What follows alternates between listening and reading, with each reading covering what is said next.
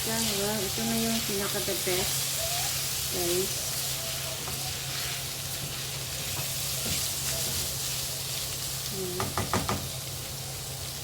Put it aside.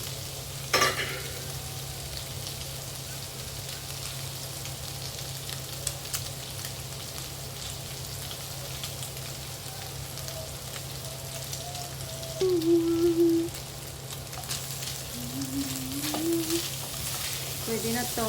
Hamuin na natin siya. Kasi medyo pinakuluan ko siya sa pressure cooker kay ang tigas. 100 years bago lumambot ang ating beef, mga guys.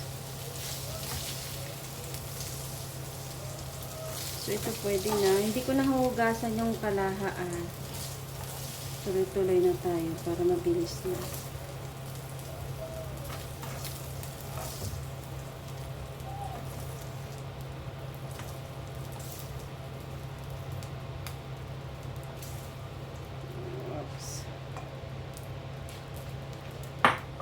Okay.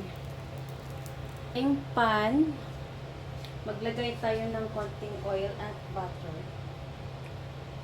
Ito na lang yung pinag-alhan kanina. Okay. But not too much, kuya, ha?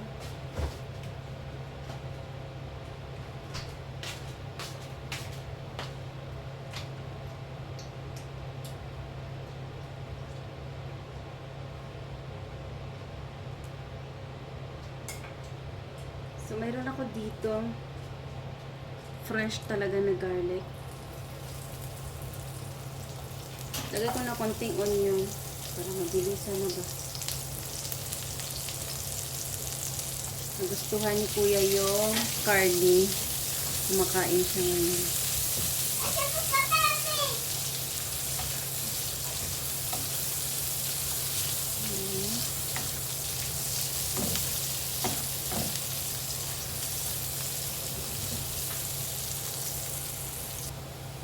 Then, lagay na natin yung ating panghuli ko na lang yung ating mushroom.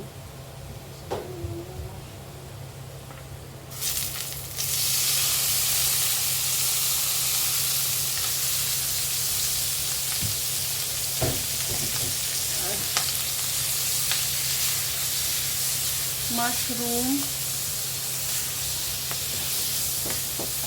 Saka natin ilalagay dito yung ating harina. Ito po ay harina, isang kutsara.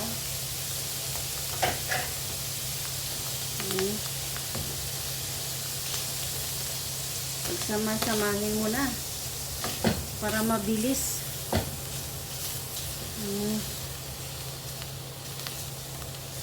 Yan.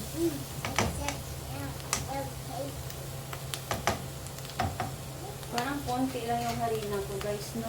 Harina? Mommy, gonna take it on top. Then, ilagay ko na tong ating sabaw na pinagkuluan ng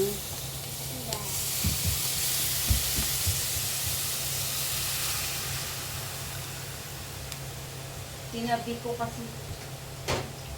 kasi sa sobrang tigas po ng karne, dahil siya po ay matigas talaga, hindi ko na po siya na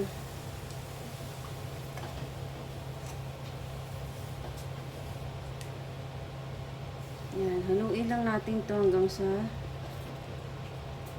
maglagkit siya. Anong tawag doon? Pakuluan muna natin, guys.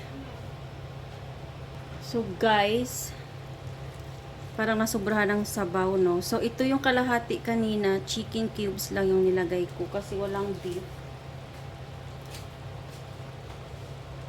Then, lagay na natin yung pepper.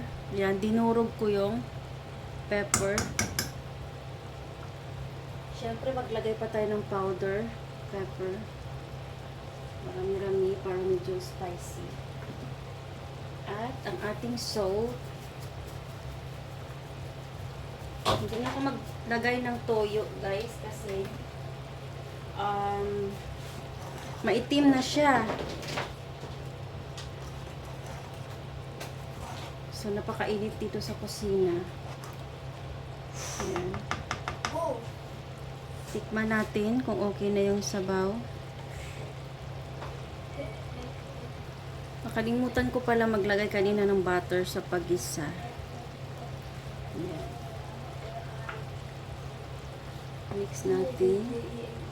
So, napakaitim na ng sabaw, kaya hindi na ako maglalagay ng anong tawag dito? Tuyo. Hindi na ako maglalagay ng tuyo, guys. Yun na lang. So, guys, maglagay ako ng konting sugar. Yan. Kasi medyo naalatan ako, guys. So, ayan, guys. Okay na yung sauce ta. So, konti na lang kasi kinain ni Kuya, guys. Masarapan siya kasi 'di ba?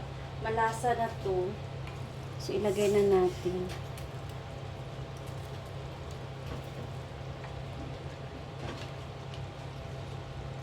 Sarapan si Zach sa yan. So, napakadaming sabaw no.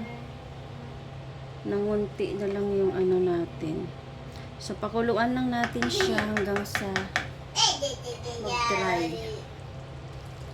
Okay na to, guys. Lagyan na lang natin siya ng ating garlic. Wow, look at that. Sarap. Ayan na, guys. Sorry, maingay po yung anak ko. Dito sa kusina, inubos na yung ano. Hi. Wow, look at that. So, okay na to, guys. Pwede nang kainin. Ating garlic pepper. Beef garlic pepper ba yun? Oh. Pwede na.